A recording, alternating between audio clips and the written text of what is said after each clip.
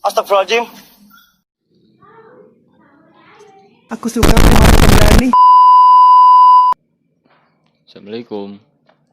Saya akan mengerjakan tugas dari Ibu Eka. Menjelaskan bab 1. Ciri-ciri teks hasil observasi ada 3. 1. Positif objektif adalah hal-hal yang ditulis dalam hasil observasi harus sesuai dengan apa yang kita lihat, dengar, dan hasil pengamatan lainnya. Yang kedua, berdasarkan fakta adalah lebih inci tanpa ada informasi apapun yang diabaikan. Dan yang ketiga, ditulis secara lengkap adalah lebih rinci informasi apapun yang diabaikan.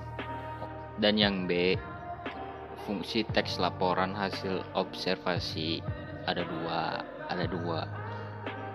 Yang pertama, melaporkan tanggung jawab atas sebuah tugas dan kegiatan pengamatan. Yang kedua, sarana untuk pendokumentasian. C. Struktur teks laporan observasi. 1. Pernyataan umum berisi definisi atau keterangan umum tentang subjek yang dilaporkan. Yang kedua, deskripsi bagian berisi perincian hal-hal yang dilaporkan. Yang ketiga, deskripsi manfaat menunjukkan bahwa setiap objek yang diamati memiliki manfaat atau fungsi dalam kehidupan. Yang D. Yang 1. Kata serta frasa, verba, dan nomina. Jenis kata dan kelompok kata atau frasa yang dominan digunakan dalam sebuah teks laporan hasil observasi adalah verba atau kata kerja dan nomina atau kata benda. Yang kedua, dalam kegiatan berbahasa, kata yang digunakan dapat berupa kata dasar atau kata bentukan. Kata dasar adalah kata yang belum mendapat imbuhan, pemajumukan, atau pengulangan. Kata yang mendapat proses pengimbuhan dapat berubah jenis, misalnya kata berjenis verba atau berubah menjadi nomina jika mendapat imbuhan. Contohnya, kata minum atau verba mendapat imbuhan an. 2. Kata imbuhannya menakutkan, jenisnya verba, imbuhannya me atau n atau kan. Kata dasarnya takut. Yang ketiga, kata imbuhannya kemampuan, jenisnya nomina, imbuhannya ke atau an, kata dasarnya mampu. Contoh laporan hasil observasi.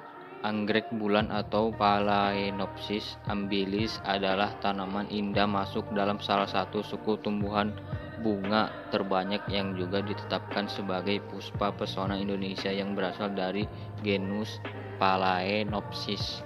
Pohon kelapa atau Cocos nucifera atau disebut juga pohon nyiur merupakan tumbuhan palem yang berbatang tingginya bisa mencapai 3 meter.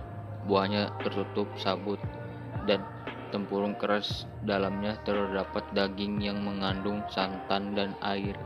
Kelapa adalah sebutan dari nama buah yang dihasilkan tumbuhan ini. Kelapa menjadi tumbuhan serta guna karena dimanfaatkan semua bagiannya oleh manusia. Lidah buaya memiliki nama latin aloe vera atau aloe barbadensis Miller. Lidah buaya merupakan satu dari 10 tipe tanaman teralis di dunia yang mempunyai potensi untuk dapat dikembangkan sebagai tanaman obat dan juga bahan baku industri. Lidah buaya dapat hidup di tempat yang mempunyai suhu panas atau bisa ditanam di pot ataupun di perkarangan rumah untuk dijadikan sebagai tanaman hias. Lidah buaya mempunyai daun dan runcing berupa taji, tidak tipis, getas, pinggirnya berperigi. Permukaan bintik-bintiknya panjang 15-36 cm, lebarnya 2-6 cm. Lidah buaya dikenal sebagai tumbuhan yang kaya akan kandungan vitaminnya, kecuali vitamin D. Lidah buaya dimanfaatkan untuk menyembuhkan beberapa penyakit yaitu obat cacing, amandel, sakit mata, kesleo, luka bakar, bisul, luka bernanah, serta jerawat. Lidah buaya pun berguna untuk menebalkan dan menghitamkan rambut. Segitu aja Bu. Maaf Bu kalau ada yang salah atau nggak jelas atau yang ada yang kelewat atau gimana. Ya gitulah. Mohon maaf Bu kalau ada yang salah. Mohon dikoleksi. Assalamualaikum warahmatullahi wabarakatuh.